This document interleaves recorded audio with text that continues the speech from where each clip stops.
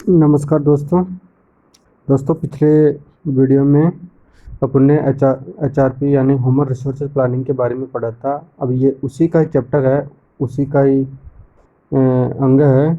यानी अगला human resources planning में अपन आगे पढ़ेंगे भर्ती और चयन और प्रशिक्षण के बारे में। देखिए साथियों, ह्यूमन रिसोर्सेज प्लानिंग के अंतर्गत संस्था में या संगठन में कर्मचारियों की आवश्यकताओं की पूर्ति करने के लिए ह्यूमन रिसोर्सेज प्लानिंग किया जाता था। ठीक है। अब ये ह्यूमन रिसोर्सेज प्लानिंग किया जाता है, उसकी पूर्ति या आवश्यकताओं की पूर्ति करने के लिए अपन को सर्वप्रथम भर्ती की जाएगी, चयन किया जाएगा, उसके पश्चात प्रशिक्षण किया जाएगा। अब इसमें सर्वप्रथम यह देखना होगा कि भर्ती किस प्रकार से की जाएगी, भर्ती के स्रोत क्या क्या होंगे, आंतरिक रूप से की जाएगी या बाह्य रूप से की जाएगी, किस प्रकार से भर्ती की जाएगी, भर्ती प्रक्रिया क्या होती है, और फिर चयन किया जाएगा, चयन के लिए क्या क्या मानक अपनाए जाएंगे, चयन की प्रणाली क्या रहेगी, चयन होने के पश्चात में प्रशिक्षण किस प्रकार से दिया जाएगा, आदि चीज़ें मानव संसाधन नियोजन के अभिन्न अंग है। तो साथियों, अभी तक मेरे यूट्यूब चैनल आरजे चांदा अकेडमी को सब्सक्राइब नहीं किया तो कृपया सब्सक्राइब करें, वीडियो को लाइक करें, शेयर करें। अब बात करते हैं साथियों अपन भर्ती और चयन की, जिसमें सर्वप्रथम आप लोगों ने नाम सुना होगा कि आप किसी भी संस्था में या किसी प्राइवेट सेक्टर में या गवर्नमेंट सेक्टर में अपना इंटरव्यू देने जाते हैं, या आप लोग नियुक्ति के लिए जाते हैं, तो उसके लिए सर्वप्रथम आपको एक रिज्यूम तैयार करना होता है। यानी रिज्यूम तैयार करना होता है जिसमें आपका कंप्लीट बायोडाटा रहता है। उसमें आपका नाम, पता, आपकी शैक्षणिक योग्यता, आपका वर्किंग एक्सपीरियंस आदि, आपकी हॉबी, रुचि आदि सब चीज़ें उसमें उसका मेंशन रहता है। तो साथियों, पहले बात करते हैं अपन रिज्यूम की। देखिए रिज्यूम क्या होता है। रोजगार के इच्छुक व्यक्तियों को कार्य यानी जॉब प्राप्त करने के लिए विभिन्न संगठनों एवं सरकारी कार्यालयों में अपने रिज्यूम या बायोडाटा प्रेषित करने होते हैं। रिज्यूम एक व्यक्ति का स्वयं विज्ञापन होता है। क्या होता है कि एक स्वयं व्यक्ति का खुद का सेल्फ एडवर्टाइजमेंट होता है। इसमें व्यक्ति के गुणों, योग्यताओं, उपलब्धियों का एक साथ संक्षिप्त लेखा जोखा होता है। ठीक है साथियों, अब रिज्यूम की विशेष सामग्री देखते हैं अपन। देखिए रिज्यूम में क्या क्या शामिल होते हैं। एक सेकंड। देखिए रिज्यूम में सर्वप्रथम तो होता है शीर्षक होता है, फिर आगे होता है उसमें कार्य उद्देश्य होते हैं, उसके क्या उद्देश्य हैं, शैक्षणिक योग्यताएं कौन कौन सी है, वर्किंग एक्सपीरियंस क्या है, उसकी उपलब्धियां क्या है, व्यक्तिगत सूचनाएं और संदर्भ क्या क्या, ये सब चीज़ें रिज्यूम में शामिल होती है। ये तो हो गया अपना भर्ती के लिए रिज्यूम। अब बात करते हैं भर्ती एवं चयन का क्या महत्व है, यानी इनके क्या लाभ है भर्ती एवं चयन का। देखो, कुछ दशक पूर्व तक मानव संसाधन की भर्ती एवं चयन को कोई विशेष महत्व नहीं दिया जाता था। यानी पहले भर्ती और चयन का कोई विशेष महत्व नहीं था, लेकिन जो वर्तमान प्रतिस्पर्धा है उसके अंतर्गत अच्छे कार्मिकों की आवश्यकता अति आवश्यक हो गई है, इसलिए भर्ती एवं चयन का महत्व बढ़ गया है।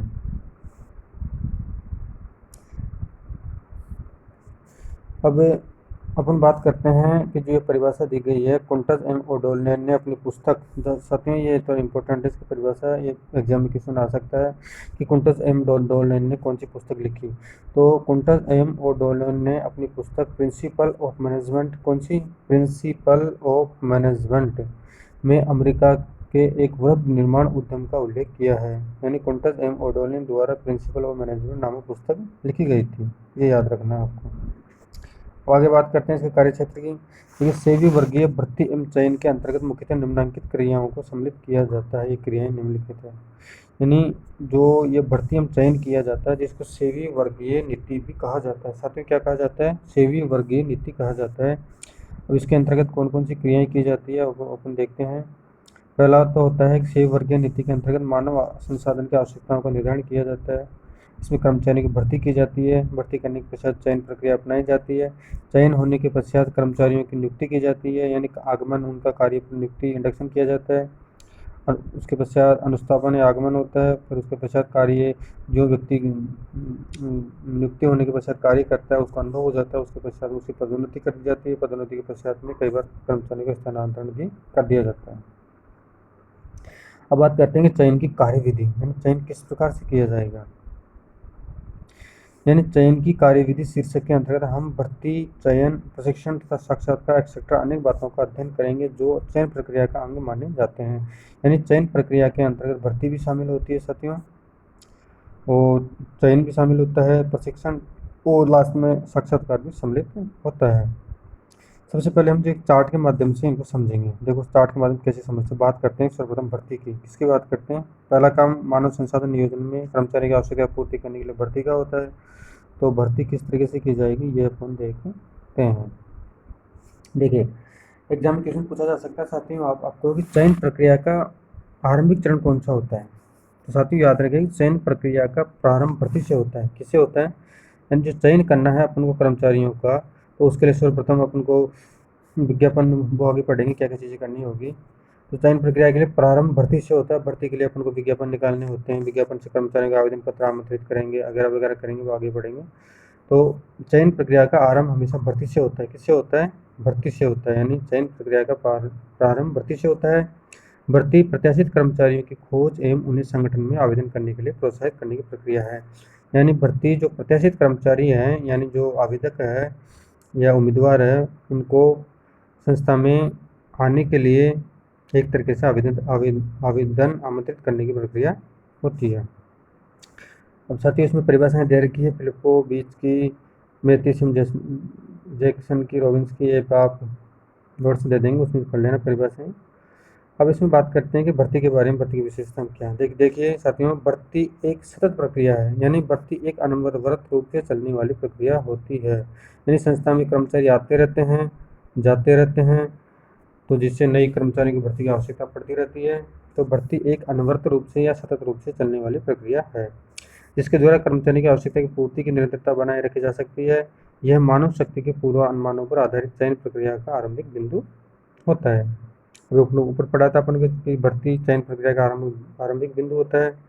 और भर्ती का उद्देश्य क्या होता है देखते हैं। चयन अनुपात में वृद्धि करना। चयन अनुपात से हमारा प्रयोजन उपलब्ध रिक्त स्थानों के लिए आवंटनकर्ताओं की संख्या में वृद्धि करने से है। यानी चयन का उद्देश्य या भर्ती का उद्देश्य संस्था में खाली रिक्त पदों को भरना होता है, उनमें उचित सामंजस्य बनाए रखना होता है।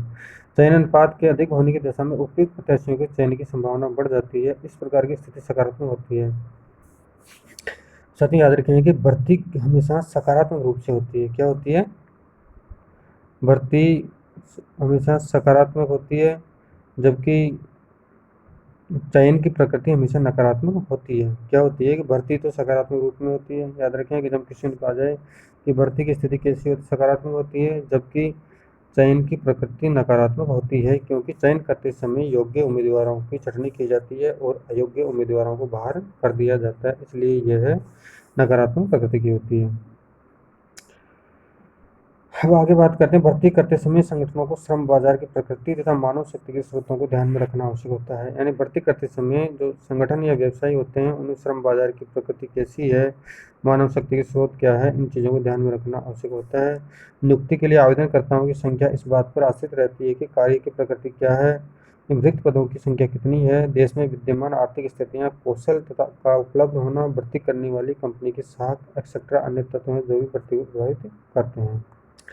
अब बात करते हैं साथियों, भर्ती को प्रभावित करने वाले कौन कौन से घटक हैं। यानी भर्ती करते समय किन किन चीज़ों को ध्यान रखना चाहिए या उनसे कौन कौन से फैक्टर प्रभावित होते हैं। बात करते हैं कि पहला तो होता है संगठन का आकार। देखिए, संगठन का भर्ती करने से पहले संगठन के आकार को देखा जाता है कि संगठन का आकार छोटा है, बड़ा है, राष्ट्रीय है, अंतर्राष्ट्रीय है या राज्य है या एक क्षेत्र विशेष के लिए ही है। उन सभी आवश्यकताओं को ध्यान में रखा जाता है। यदि संगठन का आकार बड़ा है तो बड़े कर्मचारी की भर्ती की जाएगी, ज़्यादा संख्या में की जाएगी। इसके विपरीत होगा तो कम संख्या में भर्ती की जाएगी। सेवा की शर्तें देखी जाती है कि सेवा की शर्तें किस प्रकार की है, कठोर है कि फ्लेक्सिबल है या अन्य प्रकार की है, वो सब चीज़ें देखी जाएगी। व्यापार की कार्यदशाएं देखी जाएगी, संगठन में कार्य किस प्रकार का है, किस प्रकार की सेवाएं देनी है, इन सभी चीज़ों को ध्यान में रखना होगा। प्रस्तावित क्षतिपूरण या अन्य लाभ, यानी जो कर्मचारियों को कंपनसेशन दिया जाएगा वो किस प्रकार से दिया जाएगा, उनकी दर क्या होगी, अन्य लाभ किस प्रकार से दिए जाएंगे, ये सभी तत्व प्रभावित करते हैं। संगठन के विकास की दर क्या है, यानी संगठन की बाजार में स्थिति कैसी है, पूर्व में किए गए भर्ती प्रयासों के प्रभाव, इनसे जानकारी होती है कि संगठन अच्छे व्यक्तियों की भर्ती करने एवं उन्हें बनाए रखने की क्षमता रखता है अथवा नहीं। यानी जो पूर्व में जो भर्ती किए गए हैं, जो प्रयास एफर्ट्स किए गए हैं, उनसे तुलना की जाती है कि उनमें किस प्रकार का सुधार किया जाए या नहीं किया जाए। भावी विकास की संभावनाएं क्या होगी संस्था में, आर्थिक एवं सांस्कृतिक एवं वैधानिक घटक किस प्रकार है, सरकारी नीतियाँ कैसी है, और जो बाजार में प्रतिस्पर्धात्मक प्रतिस्पर्धात्मक संगठनों या व्यवसाय की स्थिति आदि कैसी है, उन सभी चीज़ों को मद्देनजर रखते हुए भर्ती करने का कार्य किया जाता है। तो साथियों, बात करते हैं भर्ती के स्रोत। ये इम्पोर्टेंट है, यानी भर्ती के स्रोत, किस तरीके से भर्ती का कार्य किया जाता है। देखो, चयन कार्य विधि का प्रभाव चार्ट के रूप में इसको देख रहे हैं, यानी कि एक चार्ट बना रहे हैं जिसमें किस पहली प्रोसेस किस स्टेप पे की जाती है और लास्ट प्रोसेस किस प्रकार से की जाती है। देखते हैं। सर्वप्रथम तो अपन को भर्ती की जाती है। अब भर्ती करने के लिए अपन सर्वप्रथम क्या करते हैं, प्रार्थियों का आगमन एवं स्वागत करने का कार्य करते हैं। प्रार्थी आते हैं कंपनी के द्वार पर, संगठन के द्वार पर, उनका स्वागत किया जाता है। फिर आने सर्वप्रथम उनका प्रारंभिक साक्षात्कार लिया जाता है। अगर प्रारंभिक साक्षात्कार में वे लोग सफल हो जाते हैं तो उनके आवेदन पत्रों की जांच की जाती है। आवेदन पत्रों की जांच करने के पश्चात उनका मनोवैज्ञानिक या साइकोलॉजिकल परीक्षण किया जाता है, यानी मनोवैज्ञानिक परीक्षण किया जाता है। उसके पश्चात में साक्षात्कार लिया जाता है। उसके पश्चात में भ्रष्टाचार अन्वेषण, यानी उनका बैकग्राउंड चेक किया जाता है, वो किस बैकग्राउंड से हैं, क्या उनमें योग्यताएँ हैं, ये सब चीज़ें चेक की जाती है। अगर बैकग्राउंड में सक्सेस हो जाते हैं तो उनका शारीरिक परीक्षण किया जाता है, यानी मेडिकल किया जाता है। उसके पश्चात में उनका चयन हो जाता है, यानी उनको चयन कर लिया जाता है। और चयन करने के पश्चात उनको कार्य पर विस्थापन या नियुक्ति दी जाती है, यानी चयन करने के पश्चात उक्त कर्मचारी को कार्य पर नियुक्त कर दिया जाता है। ये प्रक्रिया हो गई। और कोई कर्मचारी या कोई उम्मीदवार कैंडिडेट इन जो भी ये स्रोत दे रखे हैं, ये प्रक्रियाएं दे रखी, स्टेप दे रखी है, अगर इनमें असफल रहता है, सफल नहीं हो पाता है, तो उसको अस्वीकृत कर दिया जाता है, यानी उसको अस्वीकृत कर दिया जाता है, उसका चयन नहीं किया जाता है। ठीक है साथियों, अब बात करते हैं अपन आगे भर्ती के सोर्सेज, यानी भर्ती के स्रोत कौन कौन से हैं। यानी भर्ती मुख्यतः दो रूप में की जाती है, एक तो की जाती है आंतरिक रूप में, एक की जाती है बाह्य रूप में। अब आंतरिक रूप में देखते हैं कि आंतरिक रूप से भर्ती की जाती है, उसमें क्या क्या चीज़ें शामिल होती हैं। देखो, आंतरिक स्रोत से तात्पर्य है कि एक संस्था में काम कर रहे कर्मचारियों में से कुछ व्यक्ति अपने आप को अभ्यर्थी आवेदनकर्ता के रूप में प्रस्तुत करें। यानी जो आंतरिक रूप से जो भर्ती की जाती है उसमें ऑलरेडी कर्मचारी भर्ती रहते हैं, उन्हीं कर्मचारियों के माध्यम से भर्ती की जाती है, जिसमें उनकी योग्यता कौशल की तालिका तैयार की जाती है। ये सब चीज़ें आंतरिक स्रोत में की जाती है। पर बात करते हैं कि आंतरिक स्रोत में किस प्रकार से भर्ती की जाती है। देखिए, पहली भर्ती तो होती है कि आंतरिक रूप से जो कर्मचारी पहले से संस्थाएं संगठन में लग रहे हैं, उनकी पदोन्नति करके भर्ती की जा सकती है, यानी जो उनका लोअर पद है उनको अपर पद पे पदोन्नत करके उनकी भर्ती की जा सकती है। अगला है उनका आंतरिक रूप से जो कर्मचारी लगे हुए हैं उनका ट्रांसफ़र करके अन्य संगठन में भर्ती की जाती है, या एक विभाग से दूसरे विभाग में, या एक संगठन से दूसरे संगठन में कर्मचारी का ट्रांसफ़र करके भर्ती की जा सकती है। पूर्व कर्मचारी, यानी जो संस्था के पूर्व कर्मचारी हैं, उनकी योग्यता, उनके अनुभव को प्राप्त करने के लिए पूर्व कर्मचारियों को कई बार वापस बुला लिया जाता है, जिसे आंतरिक रूप से भर्ती की जाती है। और आश्रित, यानी जो अनुकंपा नियुक्ति है, या जो मानसिक या शारीरिक रूप से जो कर्मचारी अस्वस्थ हो गए हैं, उनके जो आश्रित है या निकटतम रिश्तेदार है, उनको भी भर्ती कर लिया जाता है, यानी आंतरिक रूप से भर्ती कर लिया जाता है।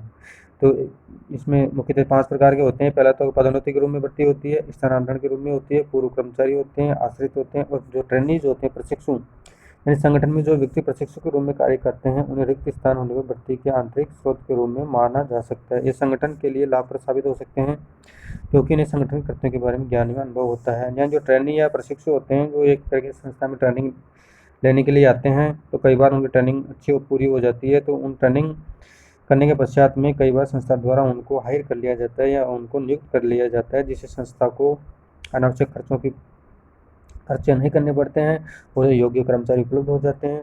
और जो प्रशिक्षु कर्मचारियों को काफ़ी अनुभव होता है, संस्था की नॉलेज होती है, क्योंकि वो ट्रेनिंग लिए होते हैं, जिससे संस्था को उनके अनुभव का काफ़ी लाभ प्राप्त होता है। ये तो हो गया अपने आंतरिक स्रोतों की। अब बात करते हैं बाह्य स्रोत, यानी बाह्य स्रोत में भर्ती किस प्रकार से की जाती है। देखिए, ये बाह्य स्रोत आंतरिक स्रोत का विपरीत होता है। इसमें एक फ्रेशर्स कर्मचारी की नियुक्ति की जाती है, फ्रेशर्स कर्मचारी की भर्ती की जाती है, यानी जो आंतरिक स्रोत में जो ऑलरेडी कर्मचारी लगे हैं उनसे भर्ती की जाती थी, लेकिन बाह्य स्रोत के अंतर्गत नए कर्मचारियों की नए सिरे से भर्ती की जाती है। और देखते हैं, ये भर्ती का दूसरा स्रोत बाह्य स्रोत कहलाता है, जिसमें संस्था के वर्तमान कर्मचारियों को छोड़कर अन्य व्यक्ति अपने आप को अभ्यर्थी आवेदनकर्ता के रूप में प्रस्तुत करते हैं।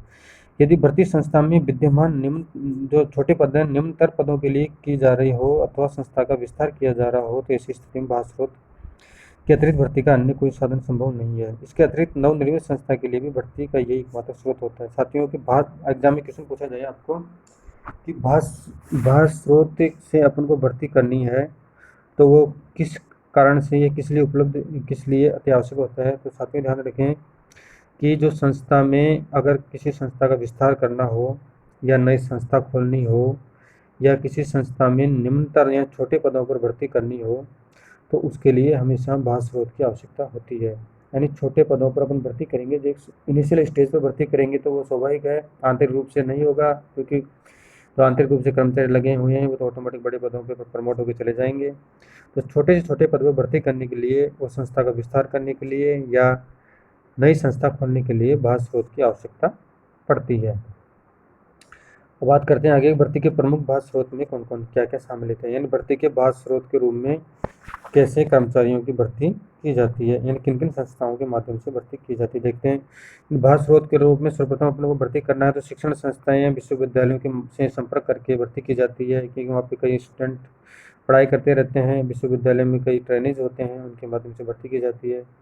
संस्था के पूर्व कर्मचारियों से भर्ती की जा सकती है, वर्तमान कर्मचारियों के नाते या रिश्तेदारों से भर्ती की जा सकती है, यानी ये बाह्य स्रोत के रूप में होगी। अंशकालिक कर्मचारी के रूप में भर्ती की जाएगी, या कुछ रिटायरमेंट कर्मचारी है या सेवानिवृत्त सैनिक कर्मचारी है उनसे भर्ती की जा सकती है। रोजगार कार्यालयों के माध्यम से भर्ती की जा सकती है, रोजगार कार्यालयों के द्वारा सूचना देके योग्य उम्मीदवारों को सूचित करके भर्ती की जा सकती है। ग्राहकों एवं प्रतियोगी संस्थाओं के कर्मचारियों से भर्ती की जा सकती है। संस्था के कार्यालय पर प्रार्थी आके कई बार आवेदन करते हैं तो उनको डायरेक्ट रूप से भर्ती की जा सकती है। कई बार पेशेवर वाणिज्यिक और व्यावसायिक संस्थाएं इन भर्ती कराने के मामलों में संलिप्त रहती है तो उनके माध्यम से भी भर्ती की जा सकती है। श्रम संगठनों के माध्यम से भर्ती की जा सकती है और विज्ञापन दे के भी भर्ती के लिए कर्मचारियों को आवेदन आमंत्रित करने के लिए आकर्षित किया जा सकता है। और एक लास्ट में कंप्यूटर डेटाबेस के माध्यम से भी कर्मचारियों की भर्ती की जा सकती है। ये तो हो गई भर्ती की स्रोत। अब आगे बात करते हैं भर्ती की पद्धतियाँ या भर्ती की रीतियाँ। देखो, भर्ती की पद्धतियों से प्रयोजन उन साधनों से हैं जिनके माध्यम से कृत्यों की उपलब्धता की जानकारी भावी अभ्यर्थियों को प्रदान की जाती है। भर्ती का प्रयोजन अधिकाधिक व्यक्तियों को उपलब्ध कृत्यों के लिए आमंत्रित करना होता है, अतः बहुधा एक बार में एक से अधिक भर्ती के साधनों को उपयोग में लाया जाता है। भर्ती के विभिन्न साधन अथवा पद्धतियाँ निम्न प्रकार हैं। देखिए, भर्ती की पद्धतियाँ या रीतियाँ किस प्रकार से अपनाई जाएगी, उनके साधन देखते हैं कि भर्ती की कौन कौन से साधन। देखो, मुख्य रूप से भर्ती करने के लिए सर्वप्रथम तो विज्ञापन दिया जाता है। क्या दिया जाता है? विज्ञापन के माध्यम से लोग देखते हैं विज्ञापन को, उसमें उसकी योग्यताएं, कार्य की दशाएं, कार्य विवरण और सैलरी वगैरह वगैरह बारे में और विकास पर की योजनाओं के बारे में सब चीज़ों का उल्लेख रहता है, जो विज्ञापन के माध्यम से कर्मचारी देख के संबंधित संस्था में आवेदन करने का कार्य करता है।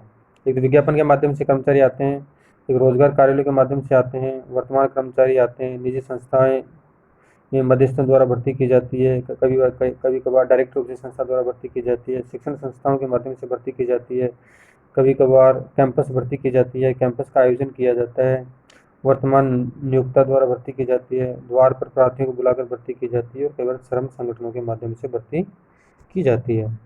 ये तो हो गए इनके साधन। अब बात करें भर्ती नीति, यानी जो रिक्रूटमेंट पॉलिसी है, देखिए किस प्रकार से की जानी चाहिए भर्ती। देखिए, संगठन में मानव संसाधन की भर्ती कार्यक्रम निर्धारित करने के पूर्व सेवी वर्गीय नीति के उद्देश्यों को बड़ी प्रकार निश्चित कर लेना चाहिए। साथ में मैंने पिछली बार पहले बताया था कि जो सेवी भर्ती है वो सेवी वर्गीय नीति का एक अभिन्न हिस्सा है। यानी याद रखें कि एग्जाम में क्वेश्चन पूछ ले कि सेवी वर्गीय नीति किस नीति के अंतर्गत आती है, सेवी वर्गीय नीति में क्या शामिल होता है। तो सेवी वर्गीय नीति में भर्ती शामिल होती है, यानी भर्ती संस्था में सेवी वर्गीय नीति का एक अभिन्न अंग या हिस्सा है।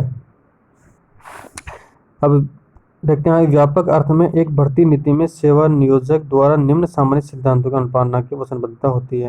यानी संस्था की भर्ती संबंधी नीति स्पष्ट होनी चाहिए। यानी सर्वप्रथम संस्था की जो भर्ती की जा रही है वो नीति किस प्रकार से की जा रही है वो स्पष्ट रूप से होनी चाहिए।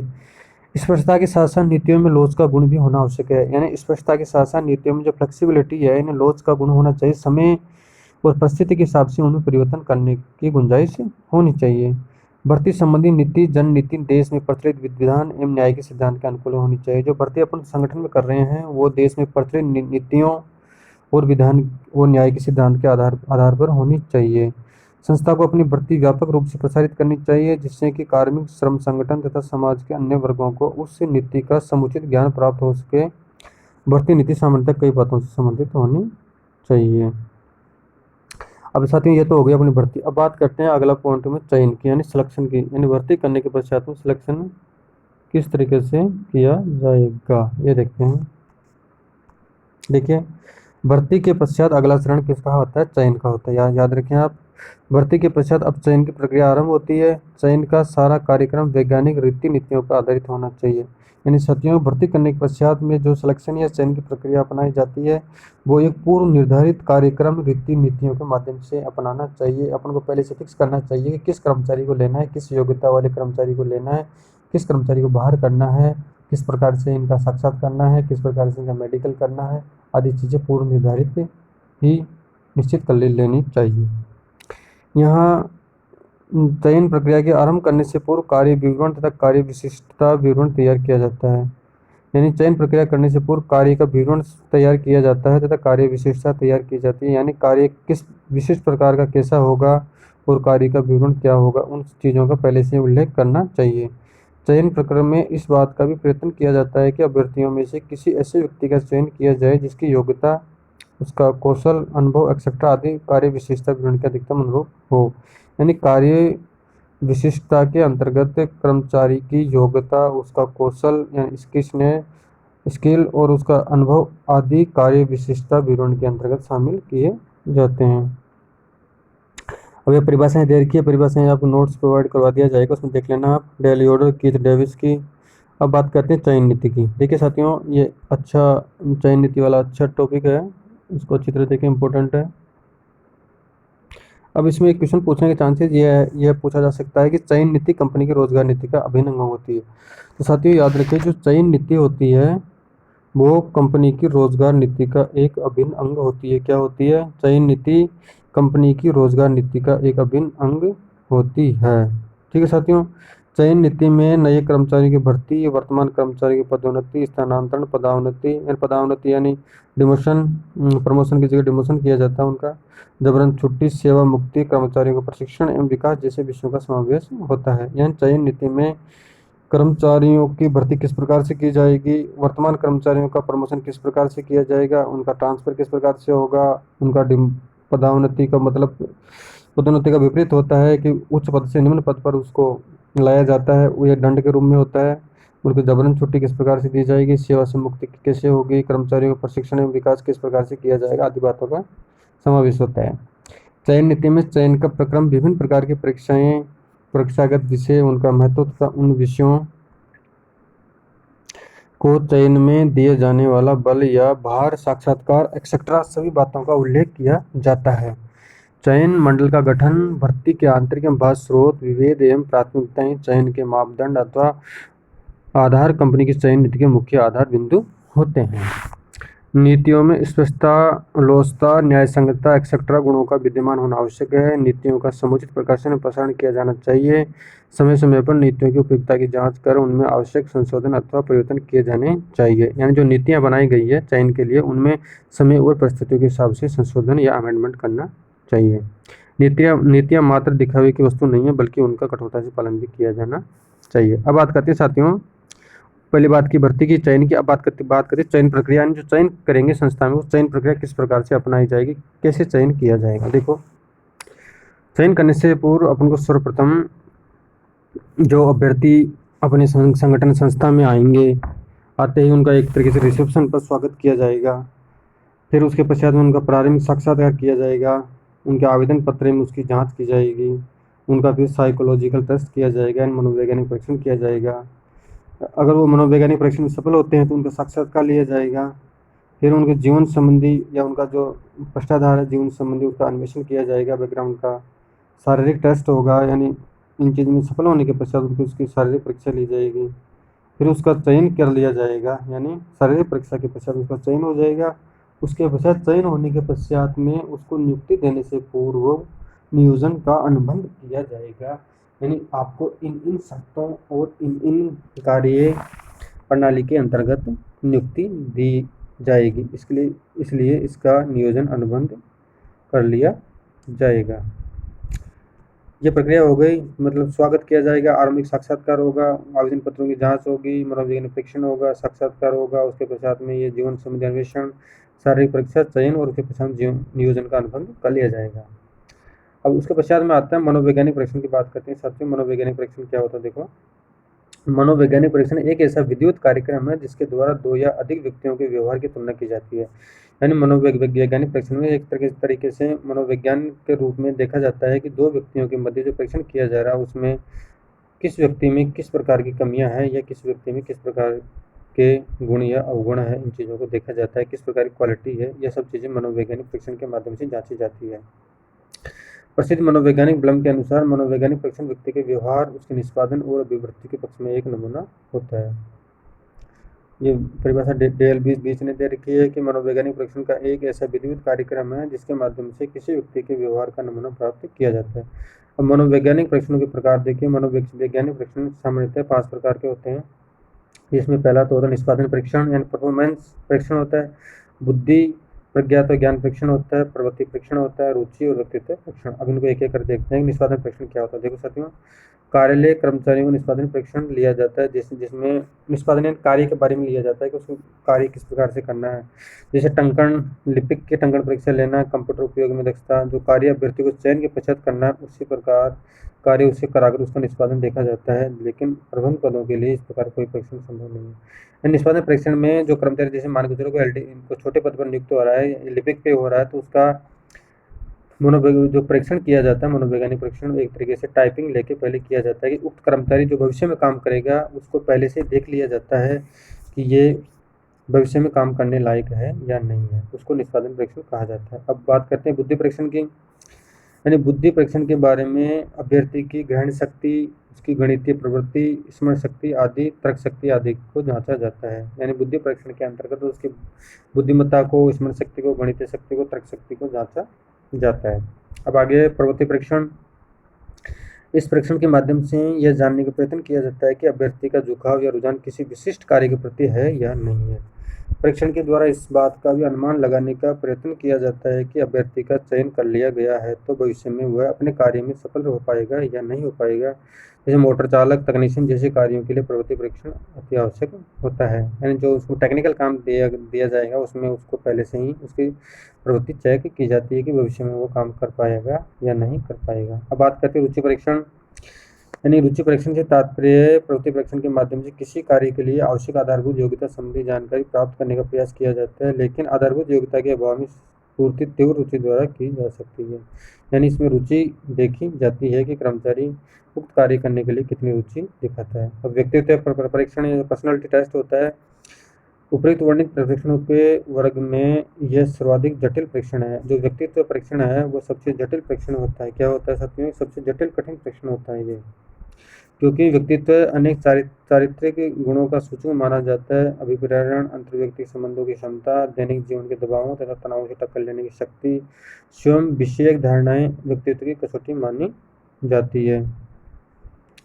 अब इसलिए इसका अत्यधिक महत्व माना जाता है। निष्पादन परीक्षण के विषय में हमने उल्लेख किया था कि प्रबंध पदों के लिए कोई निष्पादन परीक्षण उपलब्ध नहीं है। साथ ही याद रखें, जो बड़े पद हैं, प्रबंध के पद होते हैं, मैनेजर के बड़े पद होते हैं, उनमें किसी प्रकार का परीक्षण नहीं होता है, निष्पादन परीक्षण की उपलब्ध नहीं होता है।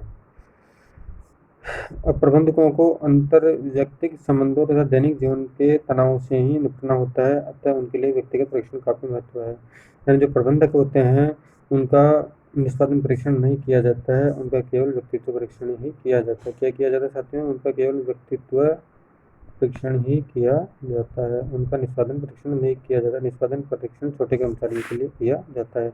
तो साथियों, आपका ये चैप्टर कंप्लीट हो गया है। अपन ने इसमें देख लिया है कि भर्ती के स्रोत क्या है, भर्ती करने के लिए क्या क्या प्रक्रिया अपनाई जाती है, और रिज्यूम क्या होता है, और भर्ती प्रक्रिया अपनाने के पश्चात चयन के लिए क्या क्या प्रक्रियाएँ देखी जाती है। ये सब चीज़ें अपन विस्तार से अध्ययन कर लिया। तो साथ ही आपको इसमें से एक या दो क्वेश्चन आने के चांसेज है। ज़्यादा हार्ड चैप्टर नहीं है, ईजी है, तो आप इसको अच्छी तरह से देखना और अच्छी तरह से वीडियो को देखना। और साथ ही अपन अब नया चैप्टर स्टार्ट करेंगे। तो साथियों किसी साथी को पीडीएफ लेनी है तो मुझे मैसेज करना, वो पीडीएफ प्रोवाइड करवा दी जाएगी। ठीक है साथियों, थैंक यू।